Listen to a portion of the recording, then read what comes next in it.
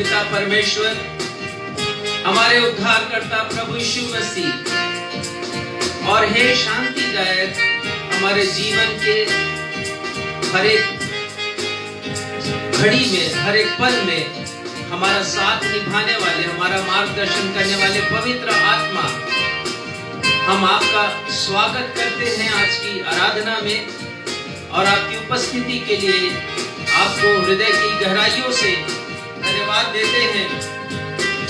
राजा दाऊद ने लिखा, हे मेरे मन यहोवा को धन्य कर और जो कुछ मुझ में है वो उसके पवित्र नाम को धन्य कहे। हे मेरे मन यहोवा को धन्य कर और उसके किसी उपकार को नहीं भूलना, क्योंकि परमेश्वर दयालु और अनुग्रहकारी हैं। वे विलंब से कोप करने वाले और अति करुणामय परमेश्वर हैं। उनकी करुणा उनके डरवैयों पर युग युग और उनका धर्म उनके नाती पोतों पर भी प्रकट होता रहता है। आइए हम उस परमेश्वर को अपने हृदय की गहराइयों से धन्य कहें और उनकी महिमा में हम इस गीत को गाएं।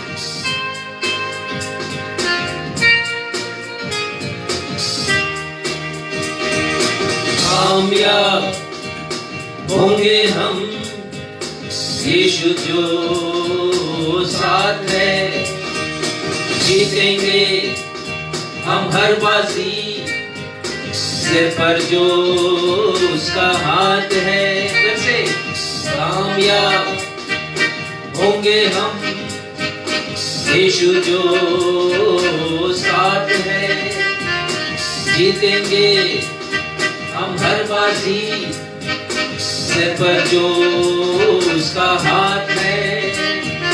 राजा हमारा है यीशु मसीहा, राजा हमारा है यीशु मसीहा।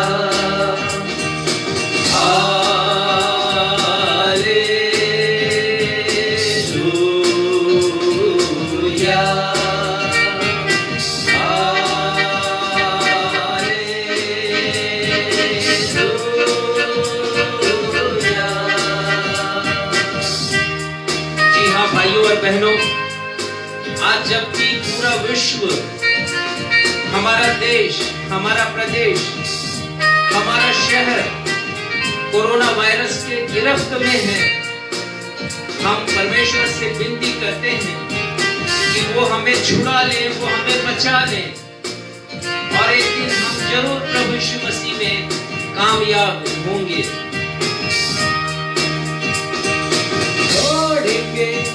ऐसे दौड़ को पुरस्कार हम पाएंगे, भारत के हर कोने में होशन गाएंगे।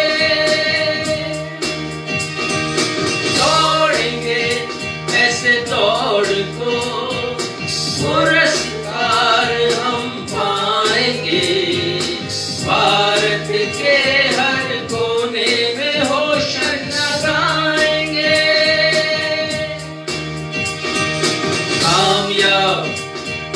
होंगे हम यीशु जो साथ है, जीतेंगे हम हर बाजी, सिर पर जो उसका हाथ है।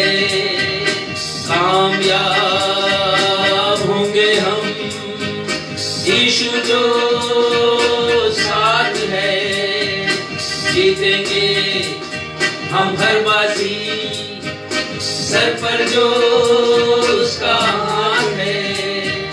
राजा हमारा है यीशु मसीहा, राजा हमारा है यीशु मसीहा।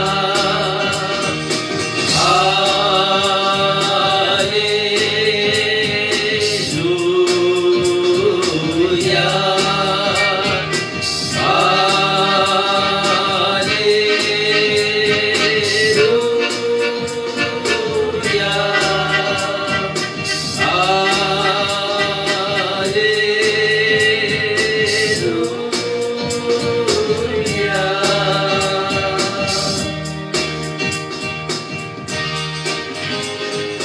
नवजीवन एवेंजेलिकल चर्च की 76th ऑनलाइन आराधना में मैं आकांक्षा मसीह आप समस्त प्रभु भक्तों का अपने उद्धारकर्ता प्रभु यीशु मसीह के अतुल्य नाम में स्वागत करती हूँ एवं आप सबों को जय यीशु, यीशु सहाय, सलाम, शालोम, हालेलुया, जय मसीह की एवं प्रेज द लॉर्ड कहती हूँ। Praise the Lord. आइए आज की आराधना को हम परमेश्वर पिता, परमेश्वर पुत्र प्रभु यीशु मसीह एवं परमेश्वर पवित्र आत्मा के नाम से प्रारंभ करें। हम सब कहें आमीन। आमीन।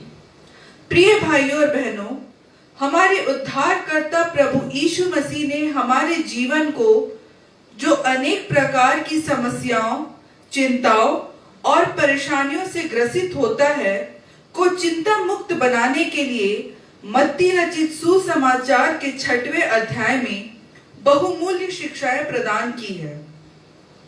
यह सच है कि बहुधा हम आर्थिक सुरक्षा, दिन प्रतिदिन के खान पान, रहन सहन, पालन पोषण, अच्छे स्वास्थ्य और भौतिक सुख सुविधाओं की वस्तुओं को लेकर बहुत चिंतित रहते हैं।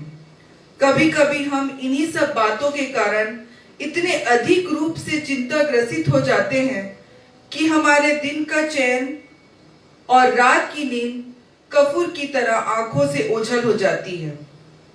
प्रभु यीशु मसीह ने हमें शिक्षा दी है कि हम चिंता ना करें।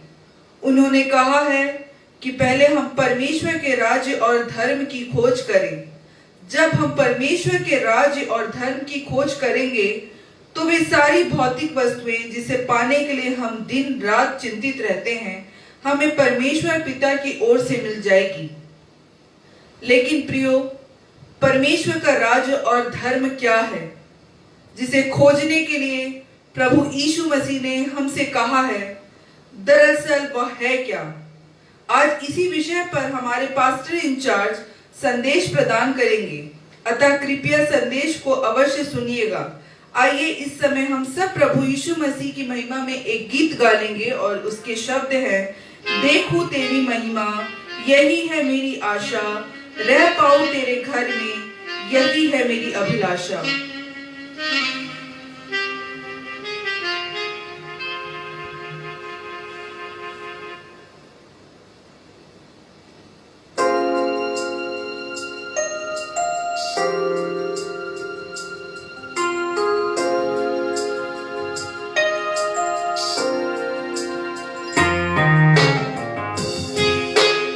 जी हाँ भाइयों और बहनों, कोरोना वायरस के इस संकट काल में हमें अपने प्रभु यीशु मसीह की महिमा को ढूंढना है,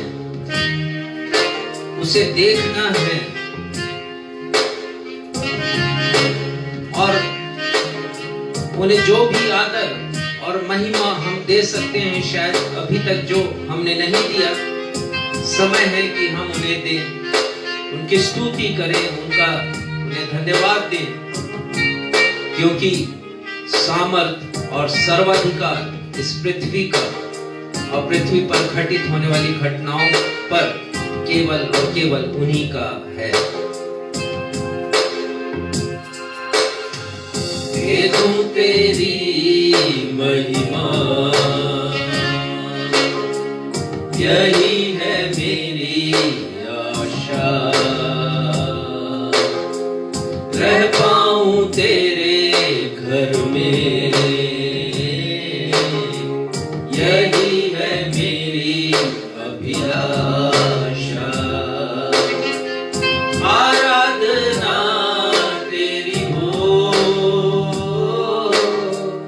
आदर महिमा स्तुति धन्यवाद, सामर्थ और सर्व प्रभु तेरा है, यीशु तेरा है, प्रभु तेरा है।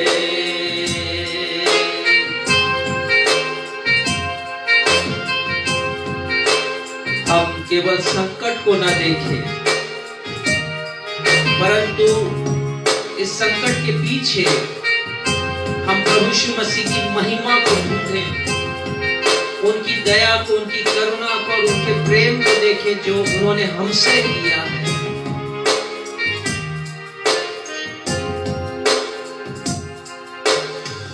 क्या मैं कहूँ, शब्द नहीं है, करुणा तेरी है वर्णन से अपार। क्या मैं कहूँ, शब्द नहीं है, करुणा तेरी है वर्णन से अपार। बस देखता रहूं तेरी महिमा, बन जाऊं तेरे समान। बस देखता रहूं तेरी महिमा, बन जाऊं तेरे समान, बन जाऊं तेरे समान। आराधना तेरी हो, आदर महिमा स्तुति धन्यवाद, सामर्थ और सर्व अधिकार प्रभु तेरा है, यीशु तेरा है, प्रभु तेरा है।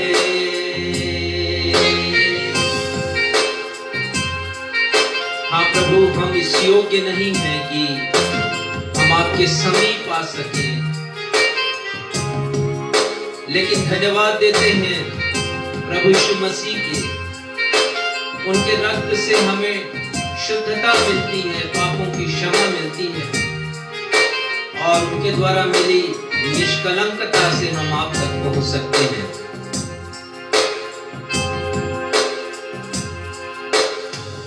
मैं योग्य नहीं आऊं तेरे पास, मुझको तू कर दे प्रभु साफ। मैं योग्य नहीं आऊं तेरे पास, मुझको तू कर दे प्रभु साफ। तेरे क्रूस के पावन लहू से धुल जाए मेरे सब पाप। तेरे क्रूस के पावन लहू से धुल जाए मेरे सब पाप, धुल जाए मेरे सब पाप। आराधना तेरी हो, आदर महिमा स्तुति धन्यवाद, सामर्थ और सर्व अधिकार प्रभु तेरा है, यीशु तेरा है, प्रभु तेरा है।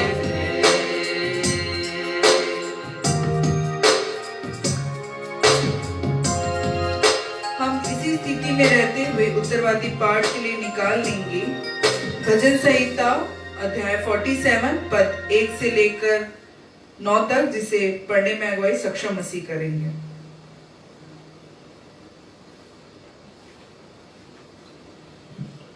धर्मशास्त्र से हम सब मिलकर निकाल लें भजन संहिता अध्याय 47 और इस पूरे अध्याय को हम, जैसे कि हमारा दस्तूर रहा है, उत्तरवादी की रीति से पढ़ लेंगे और 9वें यानी कि अंतिम पद को हम सब साथ में मिलकर के पढ़ लेंगे।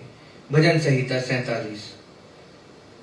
हे देश देश के सब लोगों तालियां बजाओ, ऊंचे शब्द से परमेश्वर के लिए जय जयकार करो, क्योंकि यहोवा परम प्रधान और भय योग्य है, वह सारी पृथ्वी के ऊपर महाराजा है। वह देश देश के लोगों को हमारे सन्मुख नीचा करता और जाति जाति को हमारे पांवों के नीचे कर देता है।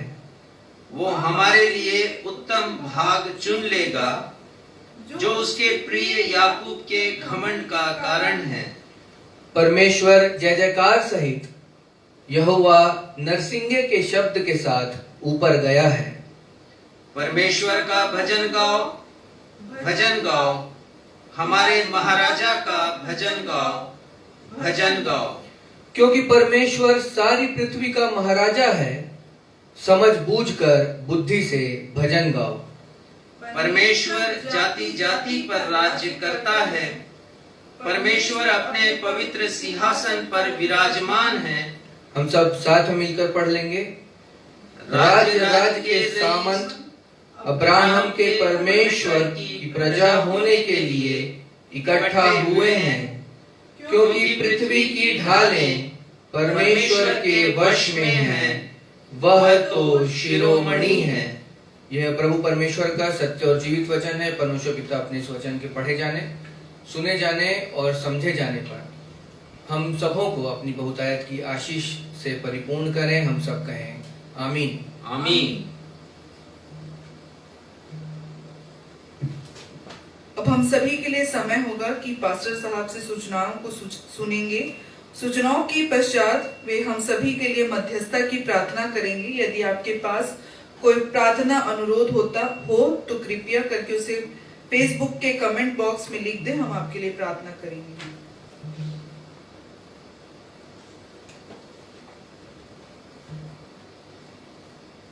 आप सबों को जय मसीह की।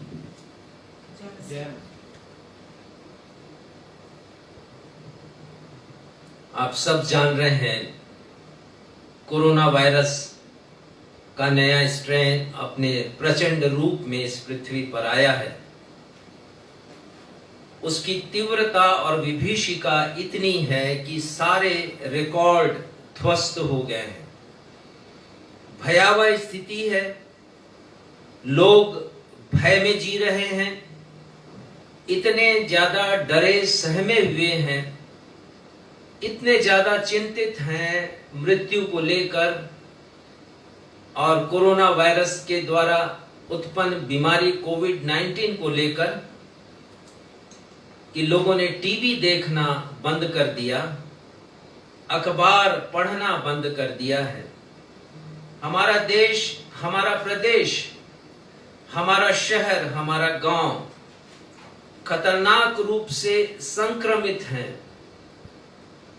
वैज्ञानिकों ने शोध करके पता किया है कि ये कोरोना वायरस केवल पास उठने बैठने रहने से ही नहीं फैल रहा, ये कोरोना वायरस हाथ मिलाने से ही नहीं फैल रहा, परंतु संक्रमण हवा में आ गया है। ये वायरस हवा में तैर रहे हैं, हवा के प्रवाह के साथ ये मनुष्यों के शरीर में अपना निवास बना रहे हैं, मनुष्य को संक्रमित कर रहे हैं, उसे निराशा के दलदल में ढकेल रहे हैं। शुक्रवार शाम की स्थिति मैं आपको बताना चाहूंगा। कल शाम की स्थिति मैं नोट नहीं कर पाया हूं, आप अखबारों में पढ़ सकते हैं। नए मरीजों की संख्या 2,34,000 ये रिकॉर्ड संख्या है। आप स्मरण करें, पिछले वर्ष 2020 में सितंबर महीने में जो पीक आया था, उस समय 95-96,000 मैक्सिमम लोग संक्रमित पाए गए थे, परंतु अभी तो पीक भी नहीं आया है। और ऐसा कहा जा रहा है कि इस बार 3 लाख से अधिक लोग, जब पीक आएगा कोरोना वायरस का, अर्थात वो सबसे ज्यादा घातक स्थिति में होगा, तब 3 लाख से भी ज्यादा लोग हमारे देश में संक्रमण का शिकार होंगे। शुक्रवार शाम तक एक दिन में, अर्थात बृहस्पतिवार की शाम से शुक्रवार की शाम तक 1,341 लोगों की मृत्यु हुई, और ये भी अपने आप में एक रिकॉर्ड है। इतनी मृत्यु पिछली बार भी नहीं हुई थी। ये मैं अपने देश की स्थिति बतला रहा हूं, लेकिन हमारा प्रदेश और हमारा शहर अछूता नहीं है, वो भी रिकॉर्ड कायम करते जा रहा है। एक मसीही अपने विश्वास की कड़ी परीक्षा से गुजर रहा है। बहुत से लोगों ने परमेश्वर की सुरक्षा को दर्शाते हुए बाइबल के पदों को भेजना शुरू किया, लेकिन बहुत से मसीही लोग जो अच्छा जीवन जी रहे, विश्वास का जीवन जी रहे, वे भी संक्रमण के शिकार हुए हैं। उनमें से बहुतों की मृत्यु भी हुई है। बहुत से प्रचारक, बहुत से पास्टर, बिशप और भी बड़े अधिकारी, कोई बचा नहीं है। और मैं और आप जो बचे हुए हैं, हम विश्वास की कठिन परीक्षा की घड़ी से गुजर रहे हैं। ऐसे समय में नवजीवन इवेंजेलिकल चर्च ने एक योजना बनाई है, प्रार्थना की योजना। सोमवार से ये योजना प्रारंभ होगी श्रृंखलाबद्ध प्रार्थना के रूप में, अर्थात चैन प्रेयर के रूप में।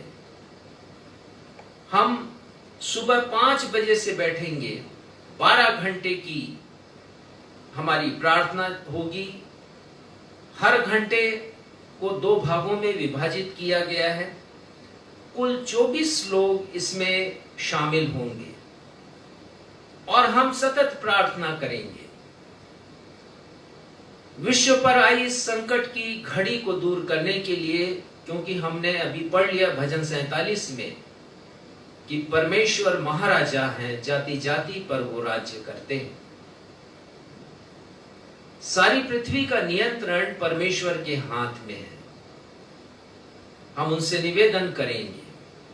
बहुत से लोग फास्टिंग प्रेयर में हैं, हम भी रहेंगे। हमारे बहुत से लोग उपवास करके प्रार्थना में रहेंगे। यदि आप इसमें शामिल होना चाहते हैं, आधा घंटा के 24 स्लॉट हमने बनाए हैं, और यदि आप शामिल होना चाहते हैं तो कृपया मुझसे संपर्क करें। प्रार्थना का प्रथम उद्देश्य हमारा ये नहीं रहेगा कि हम कोरोना से बचाए जाएं।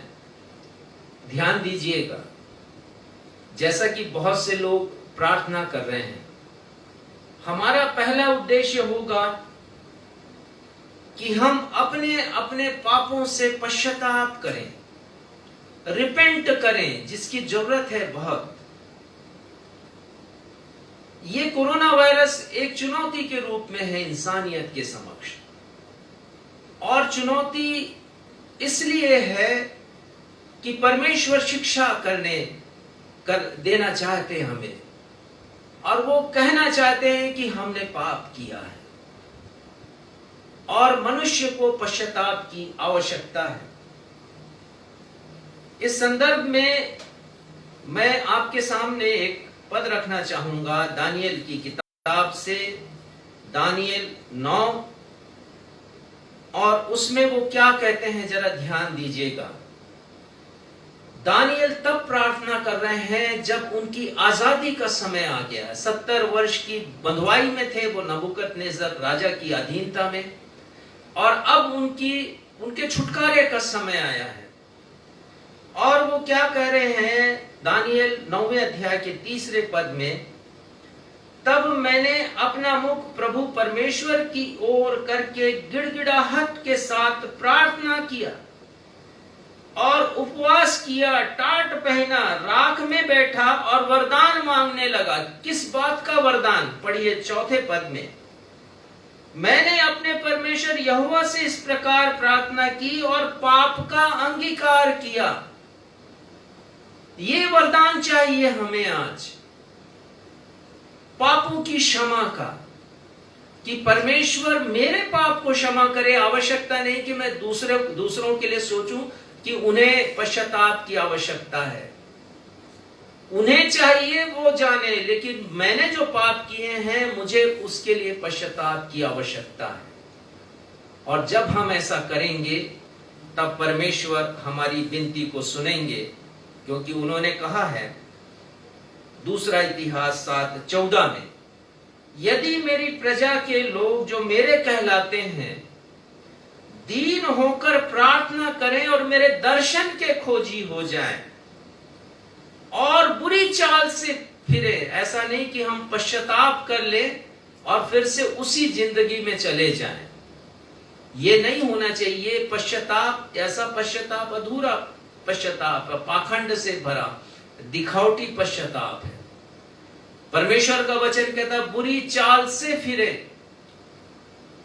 तो मैं स्वर्ग में से सुनकर उनका पाप क्षमा करूंगा और उनके देश को ज्यों का त्यों कर दूंगा। ये पद हमारी शिक्षा के लिए पर्याप्त है। तो ये हमारा पहला उद्देश्य होगा कि हम अपने पापों की क्षमा मांगे परमेश्वर से। बहुत से प्रार्थना निवेदन हैं, अधिकांश कोरोना पॉजिटिव लोगों का है और उनमें से बहुत से लोग जो कोविड-19 से ग्रसित हो गए हैं गंभीर रूप से, उनका भी है। मैं सबका नाम लूंगा, सबके लिए कहते जाऊंगा प्रभु इन्हें चंगाई दे, या जो भी मैं कहूंगा आप कहिएगा आमीन, अवश्य आप कहिएगा। प्रार्थना करते हैं रायपुर की मिसेस नीलिमा जॉन के लिए, उनके पूरे परिवार के लिए जो कोविड पॉजिटिव है। परमेश्वर पिता इन्हें चंगाई दें, आमीन। पुणे के हम अपने बेटे सनी हंटर और उनकी पत्नी प्रियंका और ईवान के लिए प्रार्थना करते हैं, परमेश्वर पिता उन्हें चंगाई दें, आमीन। डॉक्टर शकुंतला जितपुरे की मां श्रीमती रामबाई, उनकी बहन कंचन और मालती साहू, ये सब कोरोना पॉजिटिव हैं। निवेदन आया है उनके लिए प्रार्थना करें, परमेश्वर पिता हम प्रार्थना करें उन्हें चंगाई दें, आमीन। फास्टरपुर के भाई राकेश और उनकी पत्नी शीला सिंह, मिसेस सपना जेम्स के मायके वाले मिस्टर राजकमल और उनकी बेटी मोनी वर्तिका, रेवरेंड डीकन विकास थॉमसन वेंटिलेटर पर हैं। दल्ली राजहरा के भाई अरुण दास और बसना में उनकी बेटी नीमा कोरोना पॉजिटिव है। परमेश्वर पिता आप इन्हें चंगाई दें, हम सब कहें आमीन, आमीन। रायपुर से भाई आशीष चौरसिया का पूरा परिवार संक्रमित है। उनकी पत्नी मिसेस दयामणि मिंज, उनका बेटा अभिषेक, उनकी बेटी अनामिका और उनकी घर की देखभाल करने वाले सुखलाल और सौम्या, ये सब कोरोना पॉजिटिव हैं।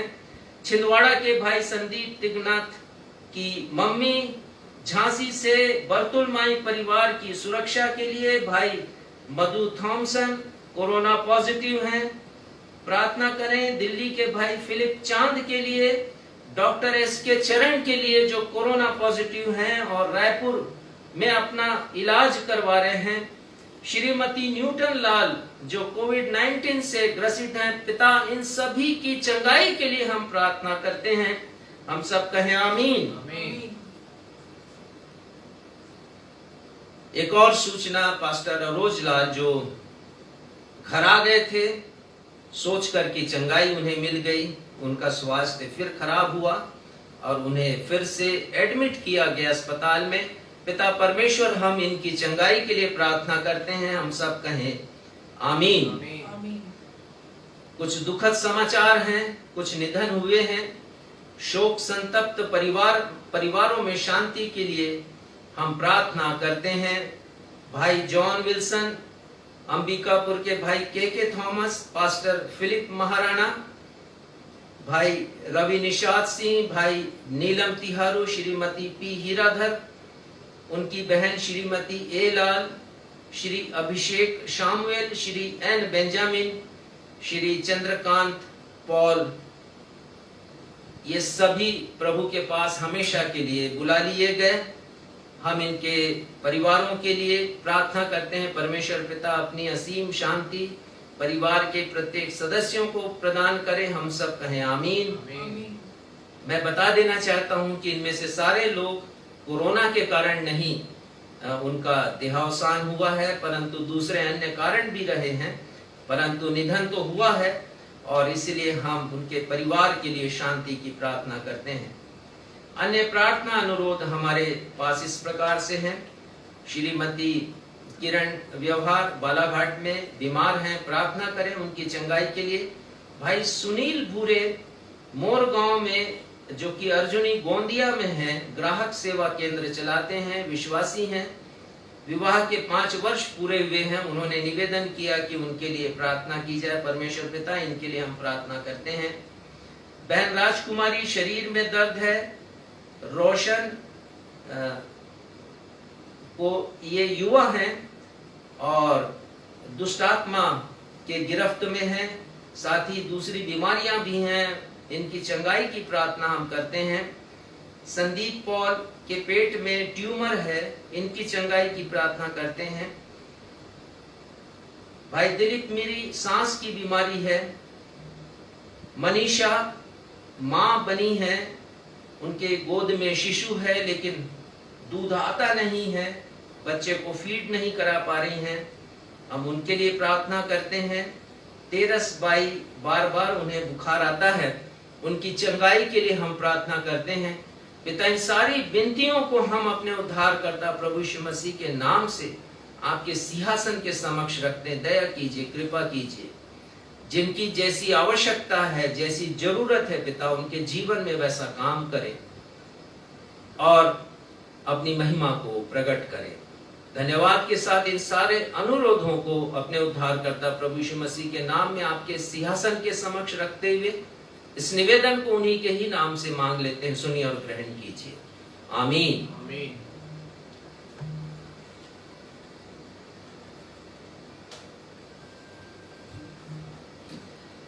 आइए अब हम सब प्रभु भोज में शामिल होने के द्वारा प्रभु की मेज की सहभागिता को प्राप्त करें। प्रभु भोज में शामिल होने के पूर्व आइए हम सब एक गीत गाएं जिसके शब्द हैं, मेरा एक ही मित्र यीशु वो मेरा सब कुछ है, लाखों में वो मेरा एक ही प्रिय है।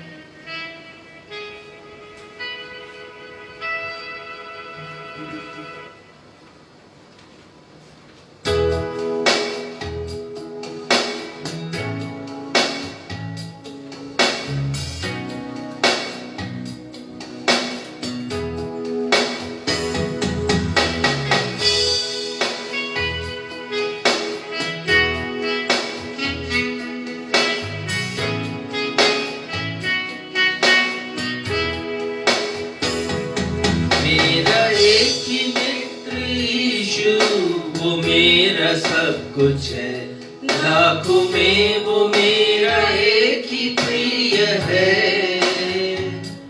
वो शारोन का गुलाब है और भोर का तारा है, लाखों में वो मेरा एक ही प्रिय है।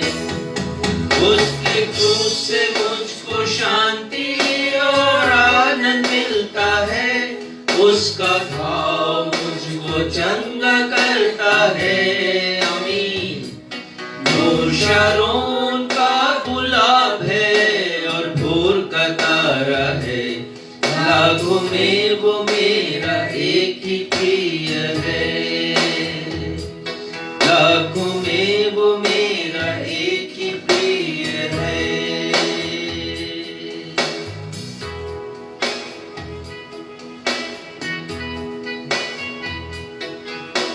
यदि आपने घर में प्रभु की मेज सजाई है तो आपसे मैं अनुरोध करता हूं कि जैसे जैसे मैं निर्देश आपको देता जाऊंगा हमेशा की तरह आप उसका पालन करें और प्रभु भोज के लिए प्रभु की मेज की सहभागिता को हमारे साथ आप प्राप्त करें। यदि आपने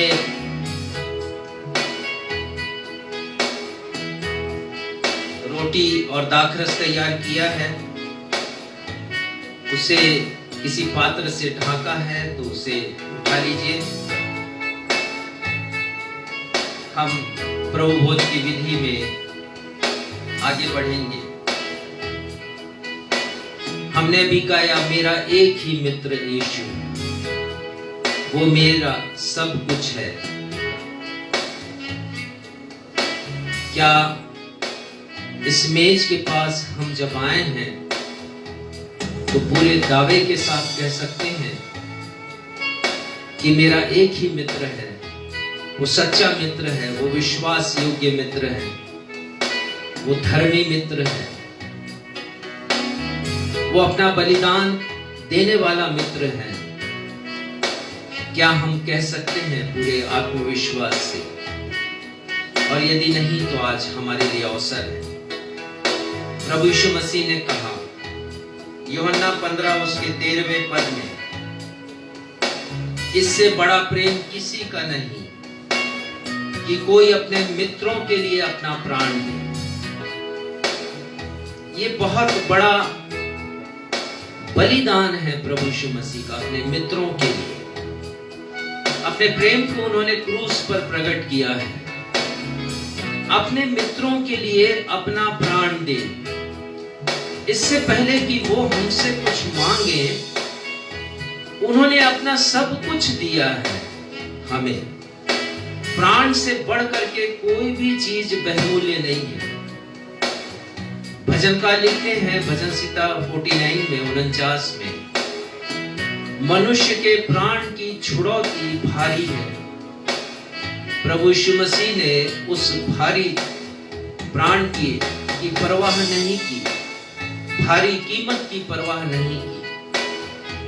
लेकिन जो आगे वो कहते हैं मेरे और आपके लिए महत्वपूर्ण है, खासकर जब हम मेज की सहभागिता में आए हैं। वो कहते हैं जो कुछ मैं तुम्हें आज्ञा देता हूं, यदि उसे करो तो तुम मेरे मित्र हो। प्रभु यीशु मसीह ने अपनी मित्रता को प्रकट कर दिया क्रूस के ऊपर मेरे लिए और आपके लिए प्राण देकर। और अब वो चाह रहे हैं कि हम अपनी मित्रता को जाहिर करें। और वो कहते हैं कि यदि तुम मेरी आज्ञाओं का पालन करोगे तब तुम मेरे मित्र हो।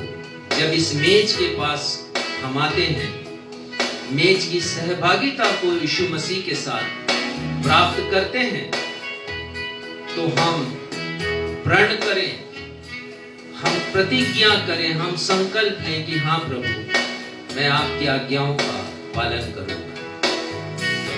आइए प्रार्थना में जाएं। हे हमारे पिता, हम धन्यवाद देते हैं प्रभु यीशु मसीह के महान प्रेम के लिए, जिसे उन्होंने क्रूस पर प्रकट किया। उन्होंने कहा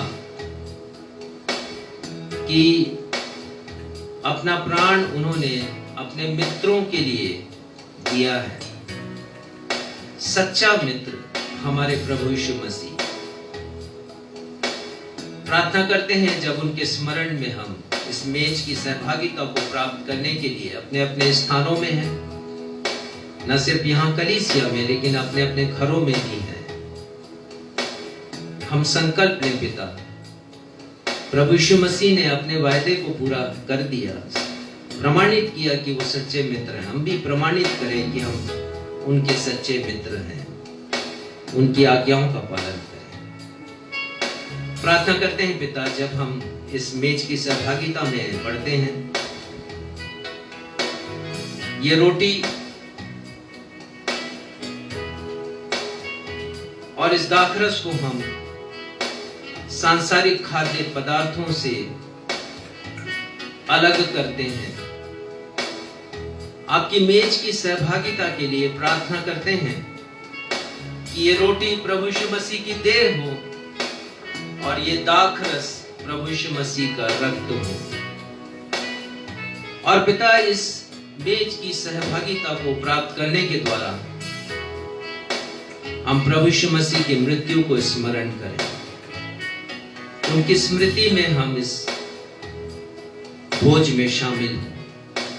धन्यवाद देते हुए अपनी इस प्रार्थना को आपके बेटे हमारे उद्धारकर्ता प्रभु यीशु मसीह के नाम से मांगते हैं। हम सब कहें आमीन।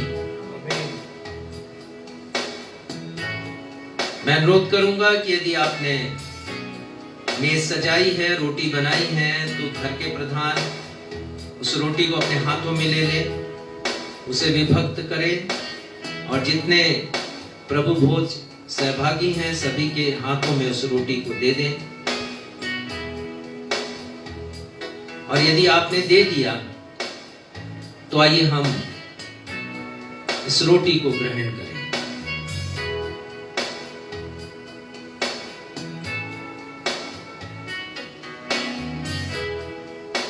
ये रोटी प्रभु यीशु मसीह की देह है जो तुम्हारे लिए तोड़ी गई है।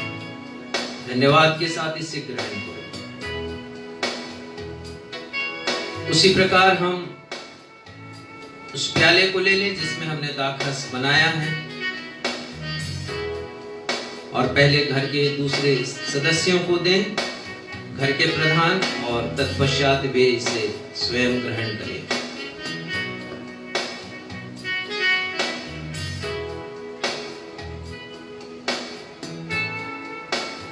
प्रभु यीशु मसीह का रक्त है जो आपके पापों की क्षमा के लिए बहाया गया है। धन्यवाद के साथ प्रभु यीशु मसीह के नाम की महिमा में इसे ग्रहण करें।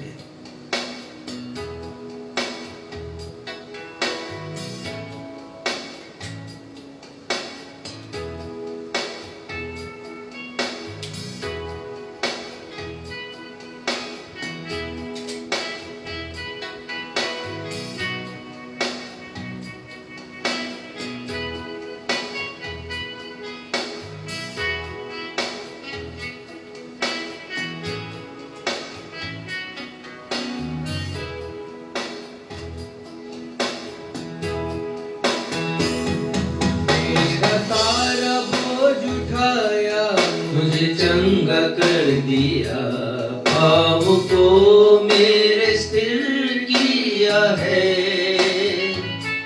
जब मैं अकेला ही था और सबने छोड़ दिया, यीशु प्यारा मेरा मित्र बन गया। उसके क्रूस से मुझको शांति और आनंद मिलता है। उसका भाव मुझको चंगा करता है। वो शारोन का गुलाब है और भोर का तारा है। लाखों में वो मेरा एक ही प्रिय है। लाखों में वो मेरा एक ही प्रिय है। लाखों में वो मेरा एक ही प्रिय है।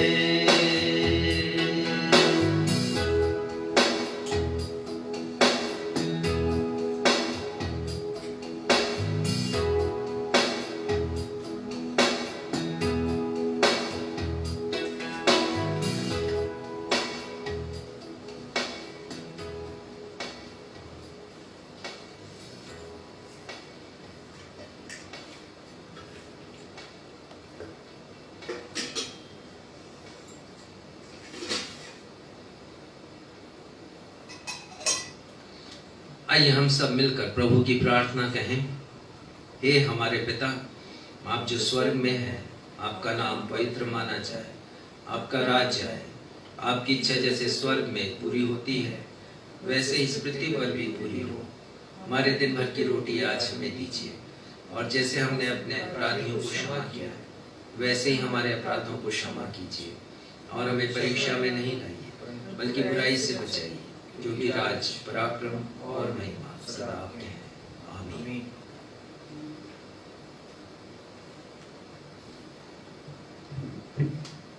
अब हम सभी के लिए यह अवसर होगा कि परमेश्वर के राज्य के विस्तार के लिए अपनी अपनी भेंटों एवं धन्यवादी भेंटों को अर्पित करें। आइए इस समय हमें गीत गाएं जिसके शब्द है, जो कुछ है तूने दिया उसके बदले में मैं क्या दूं, धन्यवाद का कटोरा उठा के मैं ये कहूंगा।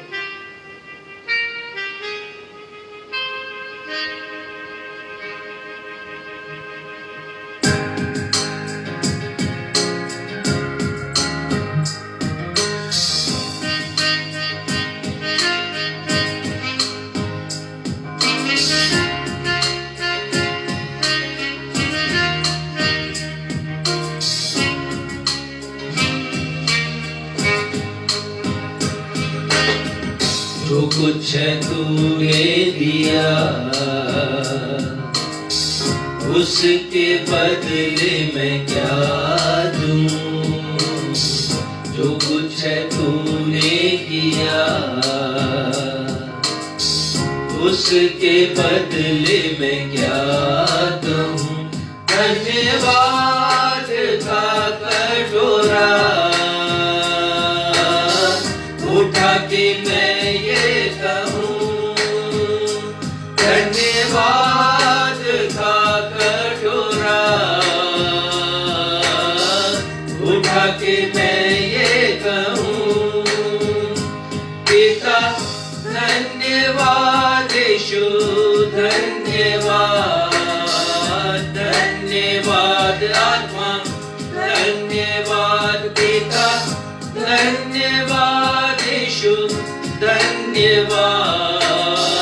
धन्यवाद आत्मा, धन्यवाद, धन्यवाद यीशु, धन्यवाद, धन्यवाद आत्मा, धन्यवाद। भेंट के लिए धन्यवाद की प्रार्थना पास्टर रेवरेंड राजेश मसीह करेंगे।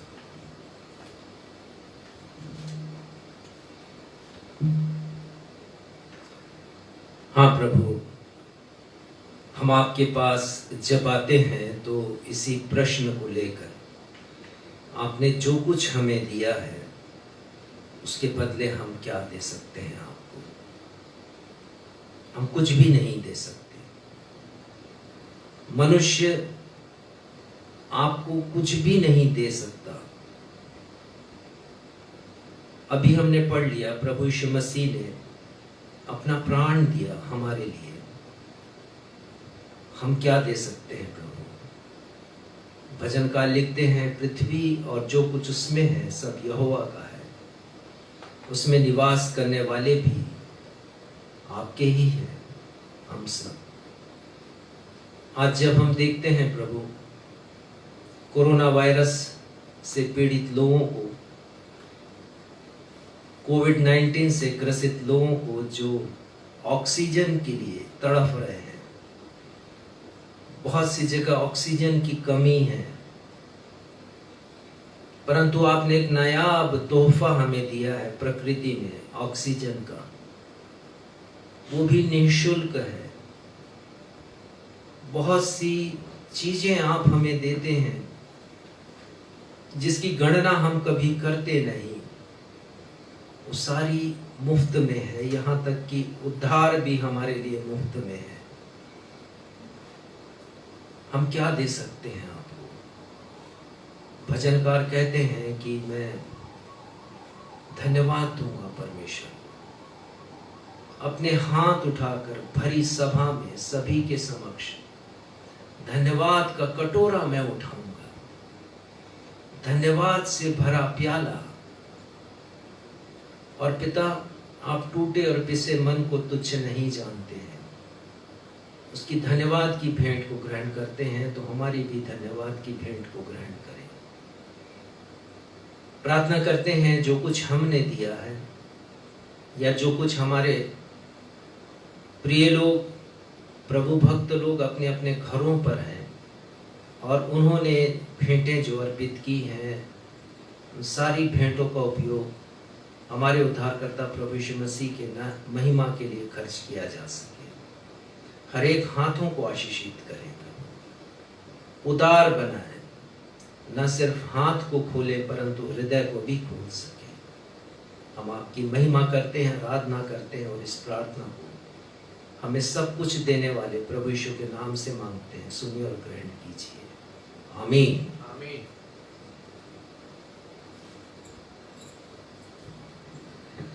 पवित्र शास्त्र बाइबल से पाठों का पठन। पहला पाठ जो पाया जाता है पुराने नियम से पहला शामवेल अध्याय 8 पद 1 से लेकर 9 तक, जिसे पढ़ने में अगुवाई सक्षम मसीह करेंगे।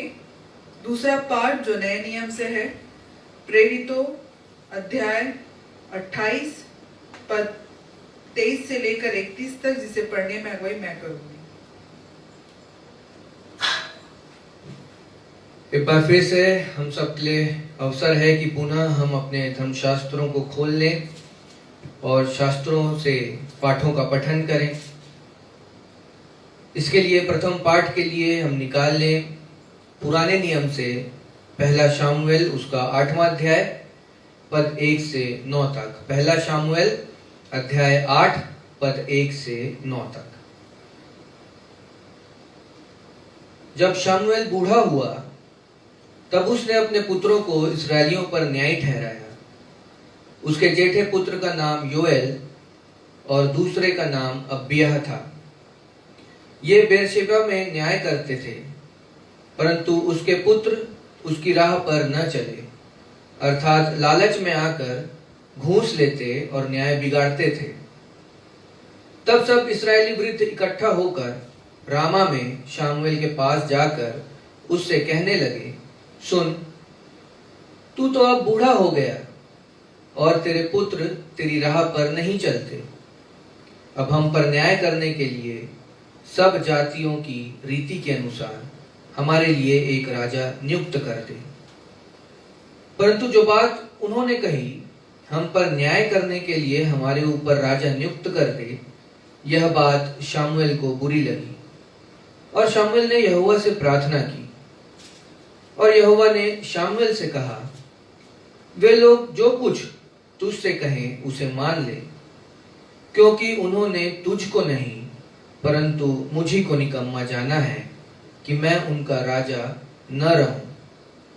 जैसे जैसे काम वे उस दिन से, जब से मैं उन्हें मिस्र से निकाल लाया, आज के दिन तक करते आए हैं, कि मुझको त्याग कर पराये देवताओं की उपासना करते आए हैं, वैसे ही वे तुझसे भी करते हैं। इसलिए अब तू उनकी बात मान, तो भी तू गंभीरता से उनको भली भांति समझा दे और उनको बतला भी दे कि जो राजा उन पर राज्य करेगा उसका व्यवहार किस प्रकार का होगा। यह परमेश्वर का सत्य और जीवित वचन है। परमेश्वर पिता अपने इस वचन के पढ़े जाने, सुने जाने और समझे जाने पे हम सबों को बहुत आयत की आशीष प्रदान करें।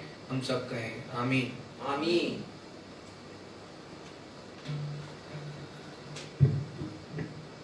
नए नियम से हम निकाल लेंगे प्रेरितों के काम अध्याय 28 पद 23 से लेकर 31 तक।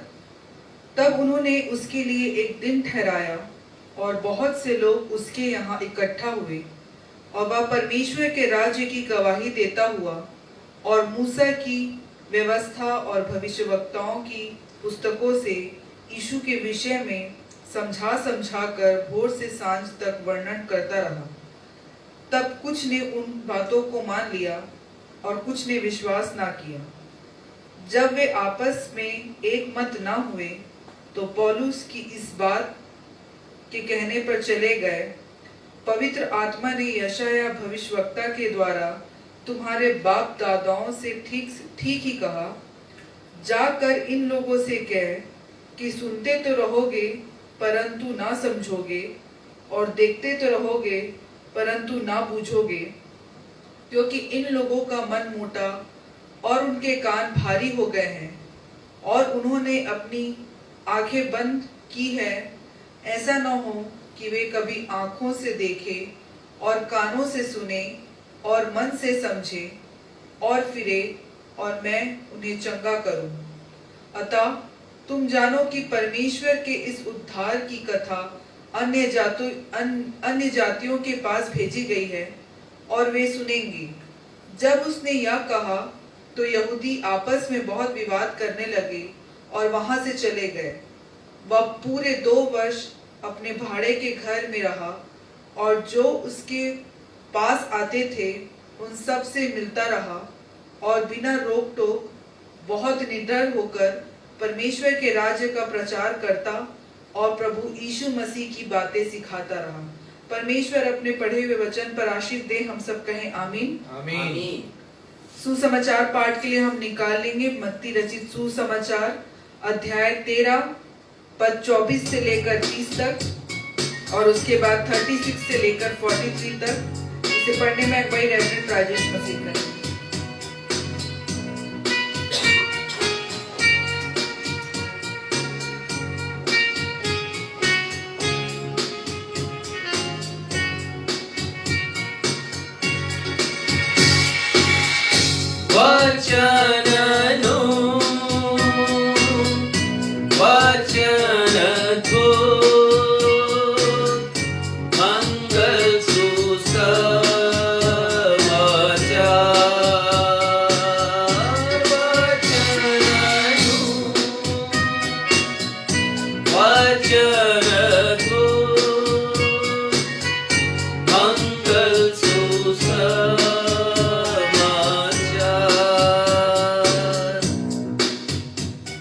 आज का सुसमाचार का पाठ मत्ती रचित सुसमाचार उसका 13वां अध्याय उसके पद 24 से लेके 30 तक और उसके पश्चात पद 36 से लेके 43 तक। मत्ती चैप्टर 13 वर्स 24 और उससे आगे यीशु ने उन्हें एक और दृष्टांत दिया कि स्वर्ग का राज्य उस मनुष्य के समान है जिसने अपने खेत में अच्छा बीज बोया, पर जब लोग सो रहे थे तो उसका बैरी आकर गेहूं के बीच जंगली बीज बोकर चला गया। जब अंकुर निकले और बालें लगी तो जंगली दाने भी दिखाई देने लगे। इस पर गृहस्थ ने या किसान ने दासों से आकर उनसे कहा, क्षमा करेंगे, इस पर गृहस्थ के दासों ने आकर उससे कहा, हे स्वामी, क्या तूने अपने खेत में अच्छा बीज नहीं बोया था? फिर जंगली दाने के पौधे उसमें कहां से आए? किसान ने उनसे कहा, यह किसी बैरी का काम है। दासों ने उससे कहा, क्या तेरी इच्छा है कि हम जाकर उनको बटोर लें? किसान ने कहा, ऐसा नहीं, ना हो कि जंगली दाने के पौधे बटोरते हुए उनके साथ तुम गेहूं भी उखाड़ लो। कटनी तक दोनों को एक साथ बढ़ने दो, और कटनी के समय मैं काटने वालों से कहूंगा, पहले जंगली दाने के पौधे बटोर कर जलाने के लिए उनके गट्ठे बांध लो, और फिर गेहूं को मेरे खत्ते में इकट्ठा करो। उसके बाद पद 36 से पद 43 तक यहां इस प्रकार लिखा है, तब वह भीड़ को छोड़कर घर में आया और उसके चेलों ने उसके पास आकर कहा, खेत के जंगली दाने का दृष्टांत हमें समझा दे। यीशु ने उनको उत्तर दिया कि अच्छे बीज का बोने वाला मनुष्य का पुत्र है। खेत संसार है। अच्छा बीज राज्य के संतान और जंगली बीज दुष्ट के संतान है। जिस बैरी ने उनको बोया वह शैतान है। कटनी जगत का अंत है और काटने वाले स्वर्गदूत हैं। सो जैसे जंगली दाने बटोरे जाते और जलाए जाते हैं, वैसा ही जगत के अंत में होगा। मनुष्य का पुत्र अपने स्वर्गदूतों को भेजेगा और वे उसके राज्य में से सब ठोकर के कारणों को और कुकर्म करने वालों को इकट्ठा करेंगे और उन्हें आग के कुंड में डालेंगे। वहां रोना और दांतों का पीसना होगा। उस समय धर्मी अपने पिता के राज्य में सूर्य के समान चमकेंगे। जिसके कान हो वह सुन ले। ये प्रभु यीशु ख्रिस्ट का सुसमाचार है। हे प्रभु यीशु ख्रिस्ट, आपके नाम की महिमा हो। हम सब कहें आमीन।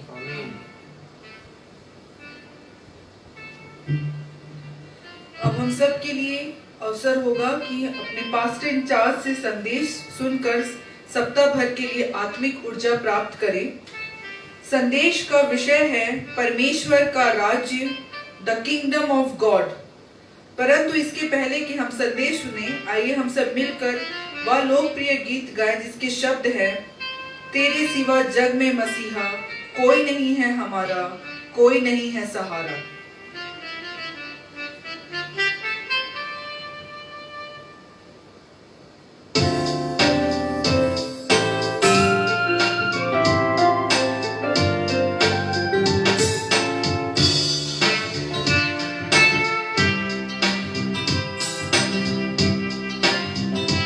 इस संकट की घड़ी में जब समाचारों को सुनते हैं, अखबारों को पढ़ते हैं, अपने प्रियजनों के बारे में खबर हमें मिलती है, कभी कभी लगता है कि हम तन्हा हैं, अकेले हैं, कोई हमारा नहीं। पर इस गीत के लेखक ने बड़ा प्यारा गीत लिखा, तेरे सिवा मसीहा जग में मसीहा कोई नहीं है हमारा।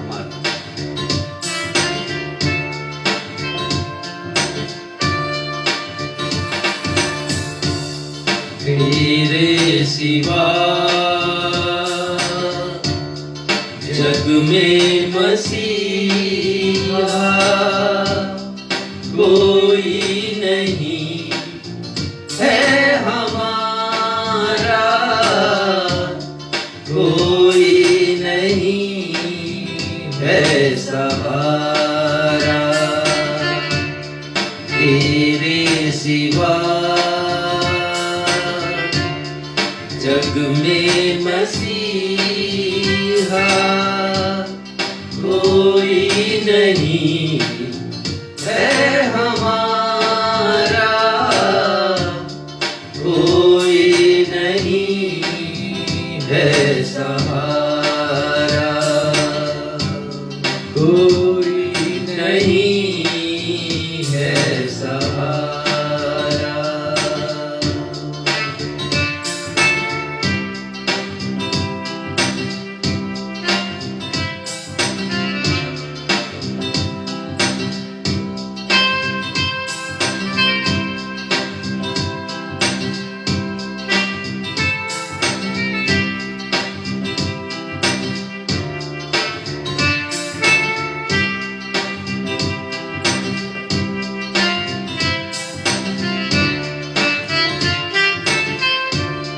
जीवन के पथ पर ले चल प्रभु तू,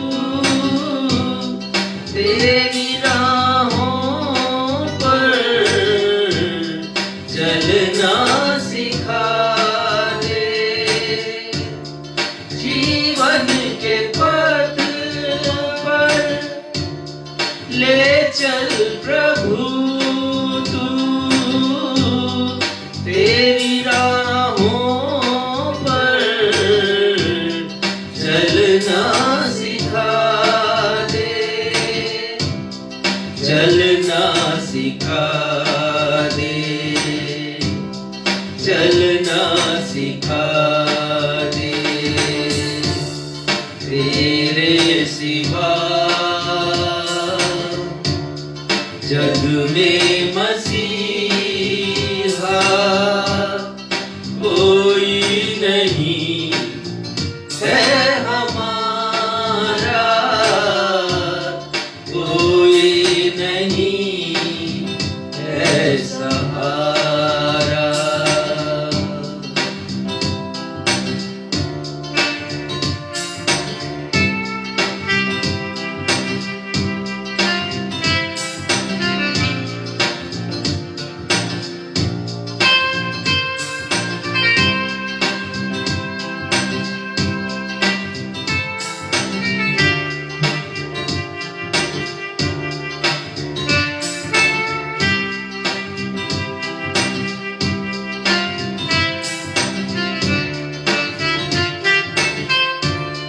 सुख और दुख में रहता प्रभु तू, बेसहारों का तू ही है सहारा। सुख और दुख में रहता प्रभु बेसहारों का तू ही है सहारा, तू ही है सहारा, तू ही है सहारा तेरे सिवा। जग में मसीहा कोई नहीं है हमारा, कोई नहीं है सहारा, कोई नहीं है सहारा, कोई नहीं है सहारा।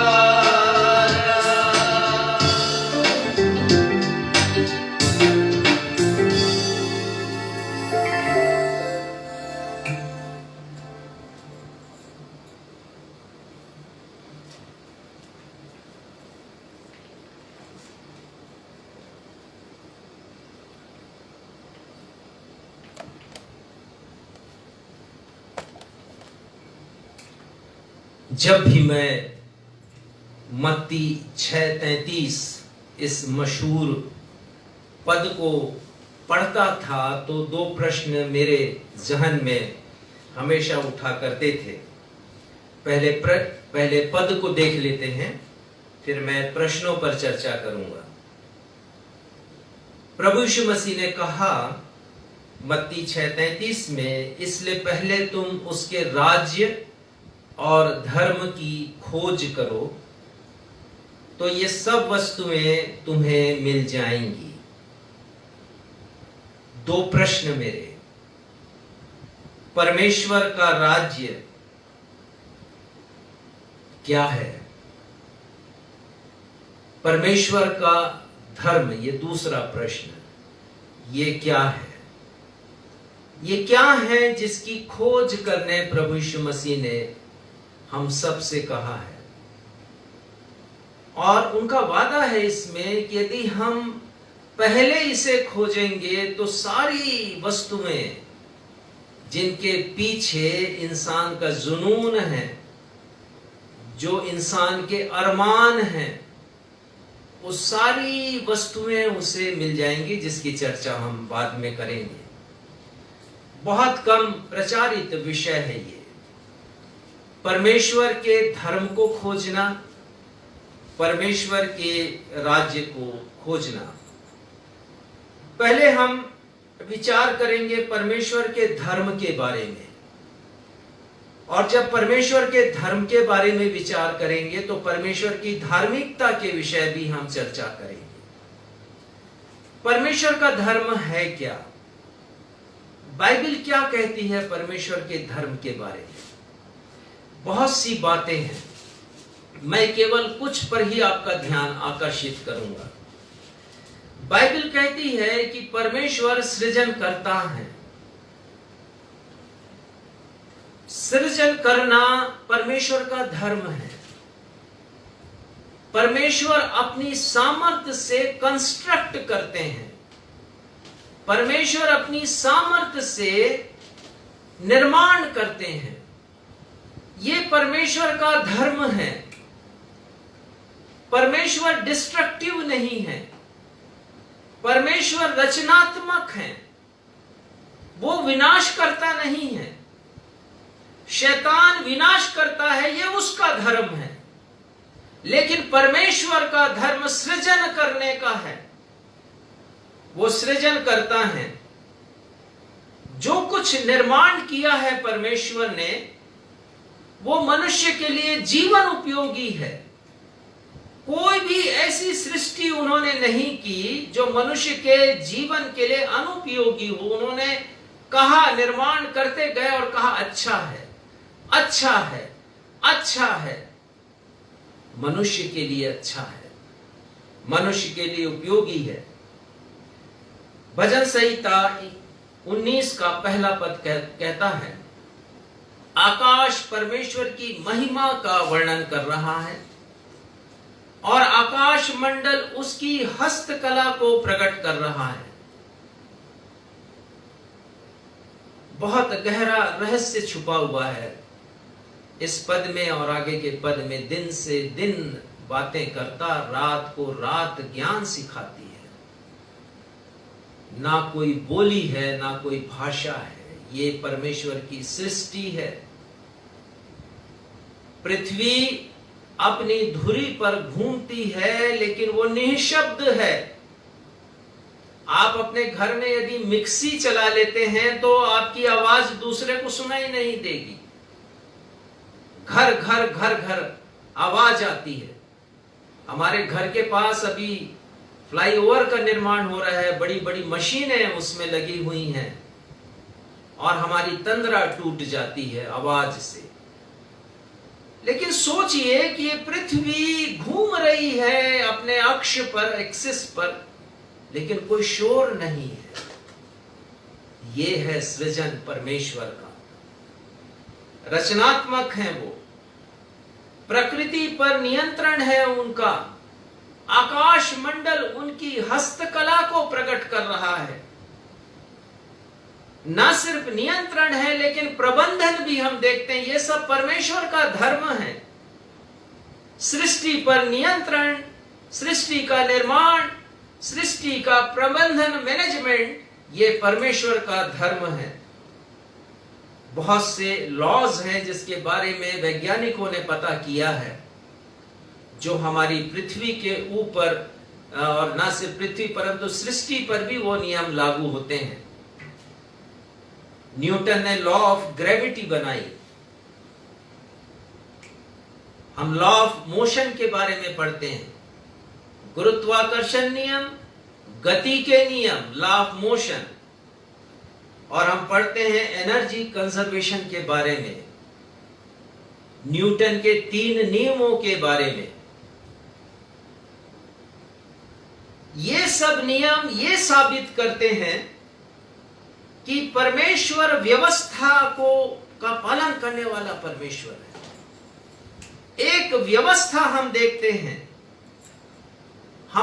हैं सूरज कभी असफल नहीं होता अपने निकलने में और ढलने में। चंद्रमा अपनी कलाओं में कभी असफल नहीं होता। नियत समय पर इस सृष्टि के ऊपर मौसम बदलते हैं। व्यवस्था का परमेश्वर है, बाइबल कहती है। परमेश्वर अनुशासन प्रिय परमेश्वर है, पंक्चुअल है वो अपने काम में। ये परमेश्वर का धर्म है। दूसरी बात यह है कि बाइबल कहती है कि परमेश्वर का धर्म प्रेम करना है। वो मनुष्य से बेइंतहा प्रेम करते हैं। यूहन्ना 3:16 मुझे बताने की आवश्यकता नहीं कि क्या लिखा है, लेकिन मैं बताऊंगा रोमियो 5:8। संत पौलुस लिखते हैं कि परमेश्वर ने अपने प्रेम की भलाई इस रीति से प्रकट की कि जब हम पापी ही थे तो प्रभु यीशु मसीह हमारे लिए मरा। ये प्रेम की भलाई है परमेश्वर की, जिससे उन्होंने हम पर प्रकट किया। प्रेम करना परमेश्वर का धर्म, सृजन करना परमेश्वर का धर्म, और तीसरी बात परमेश्वर का धर्म मनुष्य से रिश्ता बनाकर रखना। परमेश्वर ने हमसे रिश्ता बनाकर रखा। और यदि आप लिख रहे हैं संदर्भ लिख लीजिए, 2 कुरिन्थियों 5:18 और 19। मैं पढ़ूंगा नहीं, समय कम है, आप अवश्य पढ़िएगा। और सक्षम आपके लिए अभी फेसबुक के पृष्ठ पर उसे डाल भी देंगे। 2 कुरिन्थियों 5:18 और 19। परमेश्वर मनुष्य से रिश्ता बनाना। 2 कुरिन्थियों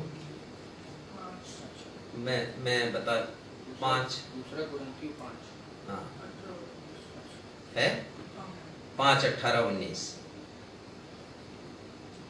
ये परमेश्वर का धर्म है।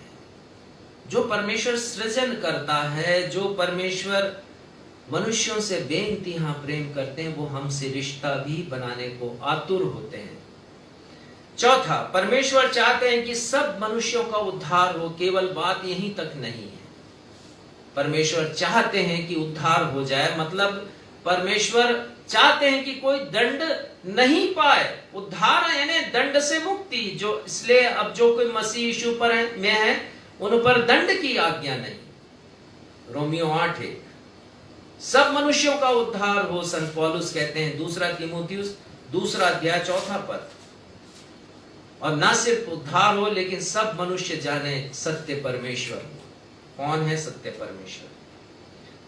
यह परमेश्वर का धर्म है। और परमेश्वर की धार्मिकता, किसी ने कहा कि परमेश्वर की धार्मिकता परमेश्वर का वह गुण है, या वो एट्रीब्यूट है, या वो वर्च्यू है, जो यह प्रमाणित करता है कि परमेश्वर अपने कार्यों में नैतिक रूप से सही हैं, अपने हर एक कार्यों में न्याय संगत हैं। मतलब उसमें कोई दोष नहीं निकाल सकते आप। सही मतलब 100% सही हैं, करेक्ट हैं वो। अपने हर एक कार्यों में न्याय संगत हैं और तर्क संगत है, मतलब लॉजिकली भी वो ठीक है। भले आपकी इंसानी बुद्धि इन बातों को कभी ना समझे, लेकिन बाइबल कहती है कि लॉजिकली वो ठीक है, तर्क संगत है वो।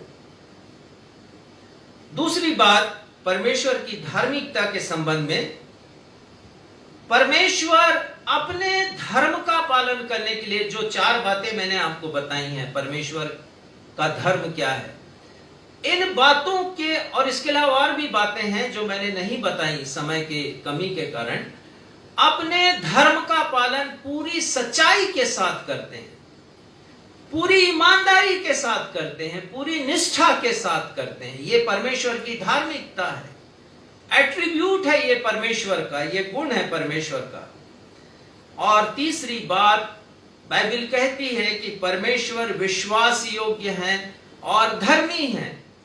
पहला यूहन्ना 1:9, संत यूहन्ना लिखते हैं, इसलिए यदि हम अपने पापों को मान लें तो वो हमारे पापों को क्षमा करने में और हमें हरेक पापों से शुद्ध करने में विश्वास योग्य और धर्मी है।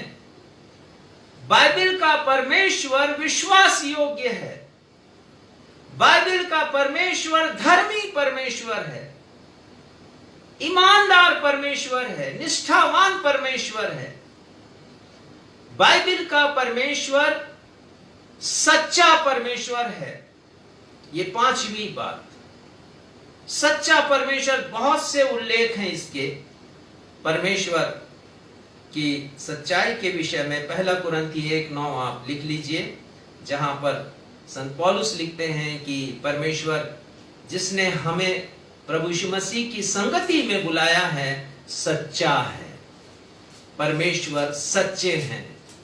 और गिनती में लिखा है, गिनती 23:19 में, इसे पढ़ दीजिएगा, गिनती 23:19 आपके भी स्मरण के लिए एक बहुत अच्छा ये पद है जो परमेश्वर के एट्रीब्यूट को दर्शाता है। गिनती 23 अध्याय का 19 पद, ईश्वर मनुष्य नहीं कि झूठ बोले। ये परमेश्वर का गुण है।